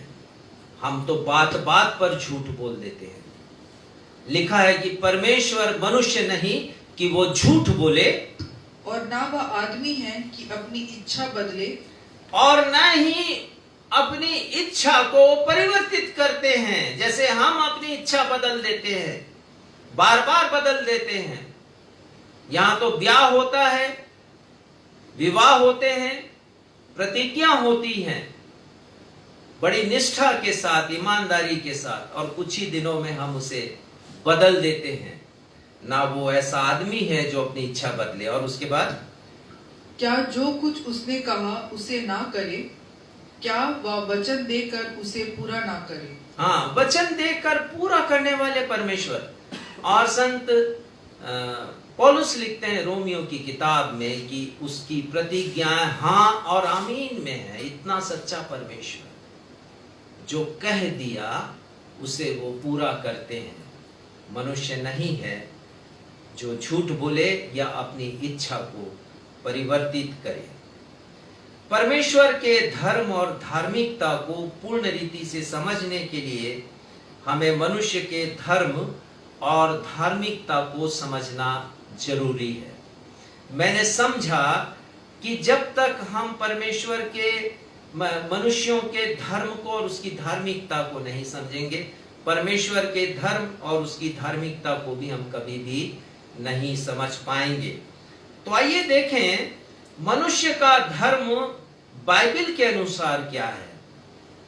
बाइबल के अनुसार क्या है मनुष्य का धर्म, क्योंकि प्रभु यीशु मसीह ने कहा खोजो, मैंने खोजा है, और जो कुछ खोजा है आपके सामने मैं से बताना चाहता हूं। मनुष्य का धर्म बाइबल के अनुसार जो पहला धर्म है मनुष्य का, वो ये है कि वो सत्य परमेश्वर को जाने। ये पहला धर्म है मनुष्य का। यिर्मयाह 9:23-24 में लिखा है, बहुत अच्छा पद है, कई बार मैं संदर्भ देता हूं। ना वीर अपनी वीरता पर घमंड करे, ना बुद्धिमान अपनी बुद्धि पर घमंड करे। और एक और बात लिखी, आपको यदि मिलता है तो जरूर पढ़िए, यिर्मयाह 9:23 और 24 पढ़िए। बुद्धिमान अपनी बुद्धि पर घमंड न करे, न वीर अपनी वीरता पर, न धनी अपने धन पर घमंड करे, परंतु जो घमंड करे वह इसी बात पर घमंड करे कि वह मुझे जानता और वो मुझे जानता है। मनुष्य का पहला कर्तव्य ये है कि वो सत्य परमेश्वर को जान ले, और इसका विवरण संत पौलुस रोमियो की पहले अध्याय में भी वो करते हैं, लेकिन हम आगे बढ़ेंगे। दूसरा धर्म है मनुष्य का कि वो समझे मनुष्य को।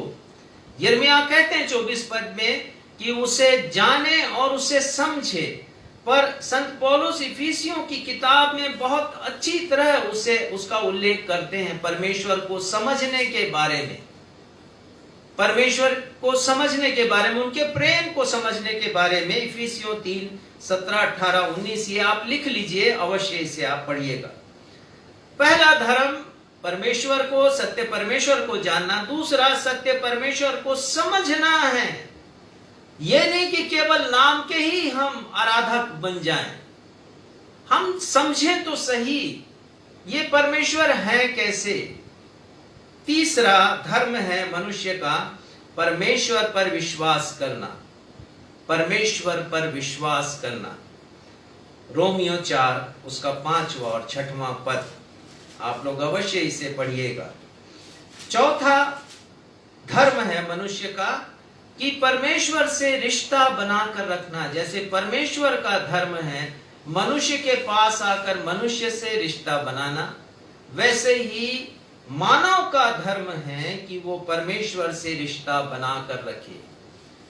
मीका 6वां अध्याय 8वां पद, मीका का 6वां अध्याय 8वां पद, और वहां इस प्रकार लिखा, हे मनुष्य, परमेश्वर तुझे बता चुके हैं कि अच्छा क्या है, व्हाट इज गुड।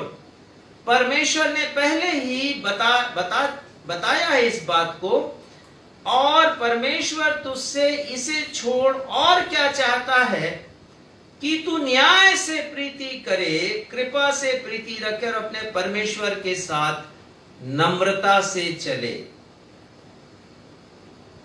अर्थात परमेश्वर से रिश्ता बना करके रखे। ये रिश्ता केवल रविवार के लिए ही नहीं है, जायज प्रतिदिन के जीवन के लिए जरूरी है। ये केवल कलीसिया में आ गए रविवार को आराधना करने तभी ये आवश्यक नहीं है, परंतु हर समय के लिए।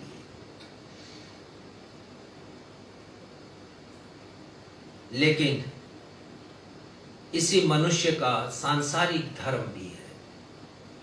मैंने तो चर्चा की आत्मिक धर्म के बारे में, उस धर्म के बारे में जिसका विवरण हमें बाइबल में मिलता है, जो मनुष्य का धर्म है या कर्तव्य है। लेकिन मनुष्य सांसारिक धर्म के पीछे पड़ा रहता है, और प्रभु यीशु मसीह ने मत्ती 6:19 से आगे मनुष्य के सांसारिक धर्म की व्याख्या की है। 19 पद के आगे 4 बातों की तरफ वो हमारा ध्यान आकर्षित करते हैं, और वो कहते हैं कि ये भौतिक वस्तुएं हमारे लिए कितनी आवश्यक बन जाती हैं, कितनी जरूरी बन जाती हैं। और वो कह रहे हैं मत्ती 6:19 के बाद, उसी अध्याय से मैंने 33 पद लिया है, वो कह रहे हैं कि हम इनके सामने ना झुकें, इनको धर्म ना बनाएं, हमारा समर्पण इनके लिए ना हो। पहली बात जो वो कह रहे हैं मत्ती 6:19 पद में, और फिर 21 पद में, और फिर 24 पद में वो कह रहे हैं, प्रभु यीशु मसीह अपने शिष्यों से अपने पहाड़ी उपदेश में वो कह रहे हैं कि अपना धन स्वर्ग में इकट्ठा करो। मिला है तो पढ़िएगा उसको। अपने लिए पृथ्वी पर धन इकट्ठा ना करो। साफ साफ कहते हैं ये तुम्हारा धर्म का हिस्सा ना बन जाए, ये तुम्हारी जिंदगी का हिस्सा, जिंदगी का ऑब्जेक्ट, जिंदगी का उद्देश्य ना बन जाए धन। वो कह रहे पृथ्वी पर धन इकट्ठा ना करो। और फिर 21 पद में पढ़िएगा, क्योंकि जहाँ तेरा धन है वहाँ तेरा मन भी लगा हाँ, रहे। वो कहते हैं धन इकट्ठा ही करना है तो स्वर्ग में इकट्ठा करो, पृथ्वी पर इकट्ठा नहीं करो। वो कह रहे हैं जहां तेरा धन है वहां तेरा मन भी लगा रहेगा। प्रभु यीशु मसीह समझा रहे हैं पृथ्वी पर यदि धन तुमने संजो कर रखा है, मरते दम तक तुमको धन की ही चिंता होगी। लेकिन स्वर्ग में यदि धन इकट्ठा किया है तो तुम्हें स्वर्ग के ही विचार आते रहेंगे, स्वर्गीय विचार, आत्मिक विचार। कितनी अच्छी शिक्षा प्रभु यीशु मसीह की। लेकिन ये मनुष्य का सांसारिक धर्म है, धन संजो कर रखना। और 24 पद में वो कहते हैं कोई मनुष्य दो स्वामियों की सेवा नहीं कर सकता। वो साफ साफ कहते हैं कि कोई भी मनुष्य दो स्वामी की सेवा नहीं कर सकता। वो कहते हैं तुम धन की सेवा और परमेश्वर की सेवा दोनों नहीं कर सकते। परमेश्वर के धर्म का यदि पालन करना है तो परमेश्वर के धर्म का पालन करो, और यदि तुम धन का पालन कर रहे हो, धन के धर्म का पालन कर रहे हो, तो तुम परमेश्वर के धर्म का पालन कभी भी नहीं कर सकते। दो स्वामियों की सेवा तुम नहीं कर सकते। दूसरा धर्म हमारा क्या बन जाता है? पहला तो धन हो गया। प्रभु यीशु मसीह पद 25 में कहते हैं, पढ़िएगा। इसलिए मैं तुमसे कहता हूँ कि अपने प्राण के लिए यह चिंता ना करो। प्राण की चिंता, कहीं मैं मर तो नहीं जाऊंगा। हमें अपनी प्राण की चिंता हो जाती है। मैंने कल कहीं पर फोन किया अपने परिवार में, जिनसे बात करना है उन्होंने उनसे फोन ले लिया गया है। क्यों? क्योंकि प्राण की चिंता बहुत है उनको, कोरोना वायरस के कारण। तो घर वालों ने सोचा, फोन पर कई कई प्रकार के संदेश आते हैं, टीवी पर कई प्रकार का संदेश आता है, समाचार आते हैं, ये दोनों को बंद कर दिया जाए। प्राण की चिंता हमें बहुत होती है। ये प्राण हमारा धर्म बन जाता है और हम इस प्राण की ही सुधि लेते हैं। ना सिर्फ धन के पीछे पड़े रहते हैं, लेकिन इस प्राण के पीछे भी पड़े रहते हैं। किसी भी प्रकार से जीवन हमें मिल जाए। बहुत से लोग के बारे में मैंने सुना, सरकार 45 वर्ष से ऊपर वालों को टीका लगा रही है वैक्सीनेशन का, लेकिन कई लोगों ने बीच में ही घुसपैठ करके, जवान लोगों ने टीके लगवा लिए। क्यों? क्योंकि प्राण की चिंता है उनको, कहीं कोरोना वायरस का संक्रमण मुझे ना लग जाए। आउट ऑफ वे जाकर के मैं क्यों ना लगवा लूं, अपने संबंध का फायदा उठाते हुए। प्राण की चिंता है। और तीसरा प्रभु यीशु कहते हैं 27 पद में, तुम में कौन है जो चिंता करके अपनी आयु में एक घड़ी भी बढ़ा सकता है? हाँ, अपने स्वास्थ्य की चिंता, अधिक उम्र रहे मेरा, मैं क्यों मरूं जल्दी। जिम जाने के पीछे यही उद्देश्य है, डाइट कंट्रोल के पीछे यही उद्देश्य है। दुनिया भर के हम नियमों का पालन करते हैं उम्र दराज होने के लिए, लंबी आयु प्राप्त करने के लिए, और ये बात हमारा धर्म बन जाता है। हम इसका इतनी ईमानदारी से पालन करते हैं जितना हम प्रभु के धर्म का पालन नहीं करते। और चौथा 28 पर, और वस्त्र के लिए क्यों चिंता करते हो? वस्त्र के लिए चिंता।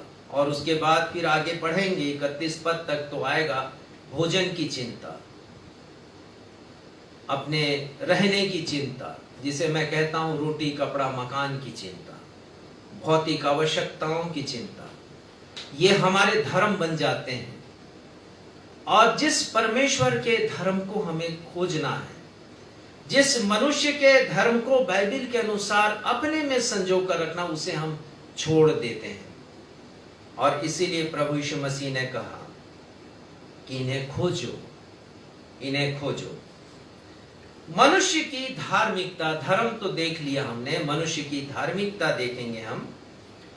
बाइबल के अनुसार परमेश्वर की दृष्टि में, अंग्रेजी भाषा के 3 सी से मैं शुरू करूंगा, मनुष्य की क्या धार्मिकता होनी चाहिए। धार्मिकता एक एडजेक्टिव है, ये विशेषण है ये। और मैं आपको बताना चाहता हूं कि जो पहला गुण होना चाहिए मनुष्य में, धर्म का गुण, वो ये है मनुष्य का कैरेक्टर, मनुष्य का चरित्र, उसका नेचर, उसका स्वभाव। परमेश्वर इस बात को देखते हैं जब मनुष्य के धर्म के बारे में वो विचार करते हैं, जब मनुष्य के धार्मिकता के बारे में वो विचार करते हैं, तो वो देखते हैं कि उसका चाल चलन ठीक है कि नहीं, उसका कैरेक्टर ठीक है कि नहीं है, चरित्र ठीक है कि नहीं है। हम कैसे भी चरित्र को लेकर परमेश्वर के समक्ष नहीं जा सकते। यदि परमेश्वर का चरित्र बहुत साफ सुथरा है तो गंदे चरित्र के साथ हम नहीं जा सकते जब तक कि हमारे पाप धोए न जाएं, हम निष्पाप ना किए जाएं प्रभु यीशु मसीह के रक्त के द्वारा। दूसरी बात, मनुष्य की धार्मिकता मनुष्य का कॉन्शियंस है, अर्थात विवेक मनुष्य का। परमेश्वर देखते हैं ये साफ होना चाहिए। विवेक का मतलब अंतःकरण हम कहते हैं। विवेक का मतलब आत्मा की आवाज। विवेक का मतलब है भले और बुरे का ज्ञान, उसमें विभेद करने की क्षमता। हमारा एटीट्यूड, हमारा मनोभाव, हमारा रवैया परमेश्वर के समक्ष कैसा है, ये हमारी धार्मिकता। और तीसरा सी है कंडक्ट, हमारा आचरण, हमारा एक्शन, हमारा क्रियाकलाप परमेश्वर के सामने कैसा। एक पद पढ़िएगा, दूसरा इतिहास 16वां अध्याय 9वां पद।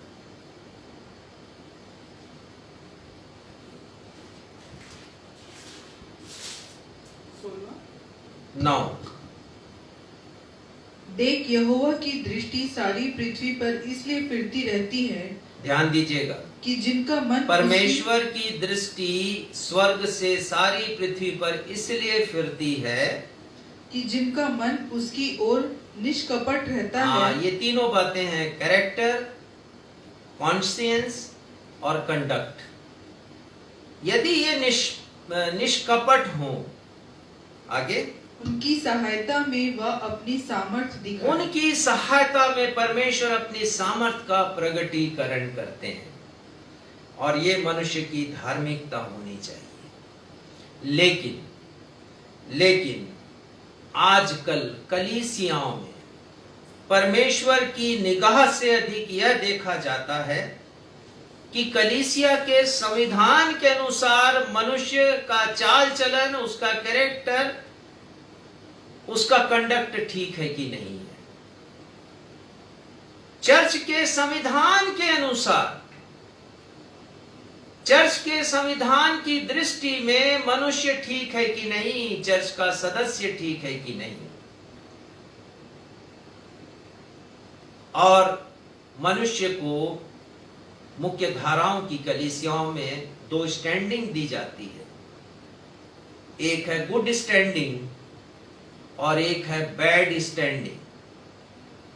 संविधान के अनुसार यदि वो ठीक है तो गुड स्टैंडिंग है, भले परमेश्वर की निगाह में उसकी स्टैंडिंग बैड हो, खराब हो, कलीसिया को इससे कोई लेना देना नहीं। और संविधान की दृष्टि में कोई मनुष्य बैड स्टैंडिंग हो उसकी, लेकिन परमेश्वर की दृष्टि में गुड स्टैंडिंग हो, इससे कलीसिया को लेना देना नहीं। ये है सांसारिक धार्मिकता। मनुष्य की धार्मिकता को परमेश्वर के अनुकूल बनाने की अपेक्षा चर्च ने अपने अनुकूल बना दिया है। तुमको ये करना है तो चर्च की सदस्यता तुमको मिलेगी, तुमको ये करना है तब तुम सदस्य बने रहोगे, नहीं तो डिफॉल्टर कहलाओगे। भले वो व्यक्ति परमेश्वर की दृष्टि में डिफॉल्टर हो या ना हो। इसलिए चर्च बहुत से लोगों के लिए हैचिंग, मैचिंग, डिस्पैचिंग की एक संस्था बन के रह गई। Hatching, matching, dispatching. बहुत से लोगों ने चर्च को इसीलिए चर्च से अपने आप को जोड़ कर रखा है। हैचिंग यानी बपतिस्मा, मैचिंग यानी विवाह, और डिस्पैचिंग यानी मृत्यु। और सोचते हैं कि कलीसिया के द्वारा ही ये काम किया जाएगा। जिस कलीसिया में वे हैं, प्रभु यीशु मसीह ने कठोर शब्दों में आलोचना की ऐसे धर्म की, और ऐसा धर्म जो सिखाया जा रहा है लोगों को। मत्ती उसका 23 अध्याय 21, 22, 23 पद आप लोग लिख लीजिए, जरूर पढ़िएगा। ऐसी धार्मिकता चर्च को चाहिए, लेकिन परमेश्वर को कदापि नहीं चाहिए। क्योंकि वचन लिखा है, वचन में लिखा है यशायाह 64:6 में कि हमारे धर्म के काम परमेश्वर के समक्ष मैले चिथड़ों के समान है। यिर्मयाह 12:2 पढ़िएगा। यिर्मयाह 12:2।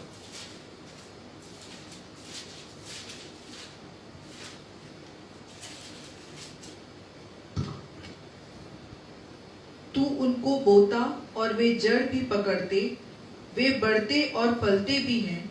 तू उनके मुंह के निकट है, परंतु उनके मनों से दूर है। तो उनके मुंह में है। और बहुत बार आत्मिक जिंदगी में हम ऐसा ही करते हैं। वचन हमारे मुंह में है, गीत हमारे मुंह में है, प्रार्थना हमारे मुंह में है, लेकिन परमेश्वर हमारे मन से, हमारे हृदय से बहुत दूर है। और ऐसी धार्मिकता परमेश्वर मनुष्य की नापसंद करते, अप्रिय जानते हैं उसको। मनुष्य की धार्मिकता जो होनी चाहिए परमेश्वर के अनुरूप, वचन के अनुसार, वो धार्मिकता संसार में खो गई है। और मनुष्य ने खो दिया है उसे धन में, प्राण में, स्वास्थ्य में और भौतिक आवश्यकताओं में। प्रभु यीशु मसीह ने उसे खोजने कहा है। पहले तुम उसके राज्य और धर्म की खोज करो। आज धर्म के बारे में हमने देखा, राज्य के बारे में आने वाले सप्ताह हम देखेंगे। मैं सोच रहा था कि इसे आज पूरा कर लूंगा, लेकिन ये अच्छा हुआ कि आपने धर्म को जाना। और जिस धर्म को आपने जाना है, जो परमेश्वर का धर्म है, धार्मिकता है, और मनुष्य का धर्म और धार्मिकता जो बाइबल के अनुरूप है, उसके अनुसार अपने जीवन को व्यतीत करें। पर प्रभु यीशु मसीह ने खोजने कहा है। मैं गाता था एक कोरस, बड़ा प्रिय लगता मुझको, आपको भी प्रिय लगता होगा। Seek ye first the kingdom of God and his righteousness, and all these things shall be added unto you. Hallelujah, hallelujah. मैं केवल गाता था, मैंने कभी खोजा नहीं। पर फिर मैंने खोजा, ढूंढा, और जब ढूंढा तो मेरा हृदय आनंदित हो गया।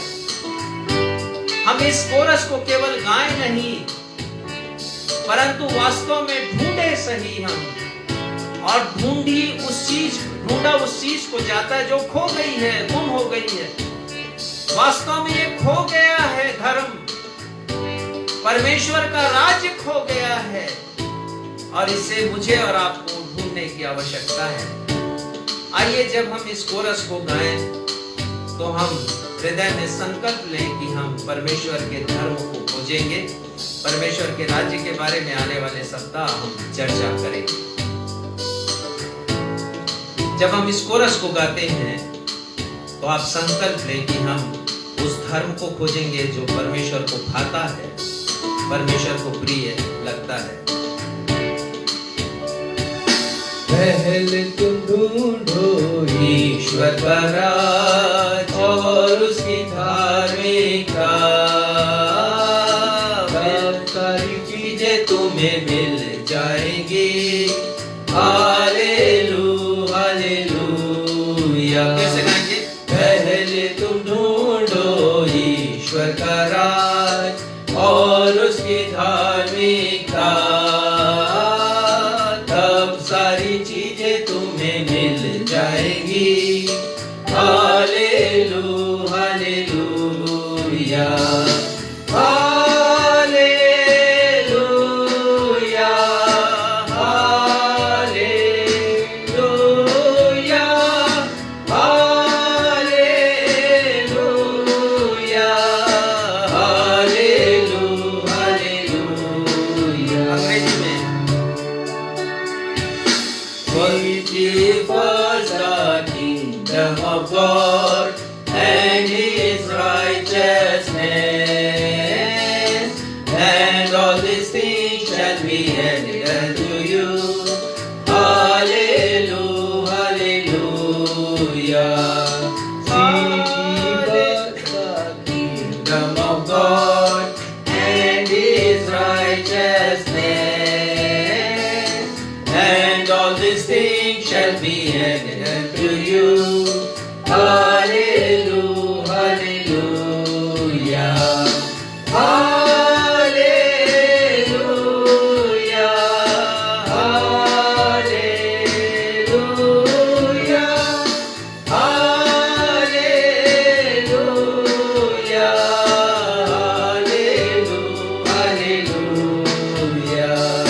hallelujah, hallelujah, hallelujah. हमारे पिता, हम आपके समीप आते हैं प्रभु। आज आपने अपने वचन के प्रकाश में हमें सिखा दिया कि परमेश्वर का धर्म क्या है। होने दीजिए पिता, हम आपको जाने, आपको समझें, आपसे रिश्ता बना करके रखें और आपकी समीपी में अपने जीवन को बिताएं। हम जाने पिता आपकी धार्मिकता के विषय में, आप कितने प्रेमी परमेश्वर हैं। आप चाहते हैं कि हमसे रिश्ता आपका बना रहे, आप चाहते हैं कि हमारा उद्धार हो।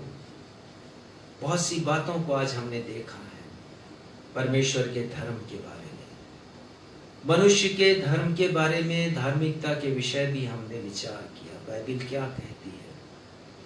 हमने मनुष्य की नाकामी और असफलता को जो सांसारिक धर्म के कारण है उसे भी देखा है। आप हमारी सहायता करें पिता, हम ढूंढें आपको यिर्मयाह के समान। हम किसी और बात पर घमंड ना करें। घमंड करें तो केवल इस बात पर कि हम आपको जानते हैं और आपको समझते हैं। वास्तव में ये चीजें खो गई हैं पिता। हमने बहुत सी बातों को इन उद्देश्यों के ऊपर लाद दिया है। उन्हें ढूंढने की जरूरत है, खोजने की जरूरत है। हम खोजें पिता, ढूंढें, गुम हो गई हैं, ताकि उन सारी वस्तुओं को प्राप्त कर सके जिनके पीछे मनुष्य का हाय हाय है, मनुष्य का जुनून है, जिसे पाने के लिए वो अपना सब कुछ दांव पर लगा देता है। पिता, हम आपके द्वारा उन बातों को प्राप्त कर सके। जितने लोगों ने आज संकल्प लिया है कि वे आपके राज्य को ढूंढेंगे, आपके धर्म को ढूंढेंगे, आप उनके साथ हो। आने वाले अध्ययन में आप हमारी सहायता करें। धन्यवाद के साथ अपनी इस प्रार्थना को आपके बेटे हमारे मुक्तिदाता प्रभु यीशु के नाम से मांगते हैं। सुनिए और ग्रहण कीजिए। आमीन। आशीष ग्रहण करें। अब हमारे अद्वैत पिता परमेश्वर का प्रेम, हमारे उद्धारकर्ता प्रभु यीशु मसीह का अनुग्रह और शांतिदायक पवित्र आत्मा की सहभागिता हमने से हर एक के साथ अब से लेकर युगान युग होती रहे। हम सब कहें आमीन। आमीन। जय मसीह की। जय मसीह की।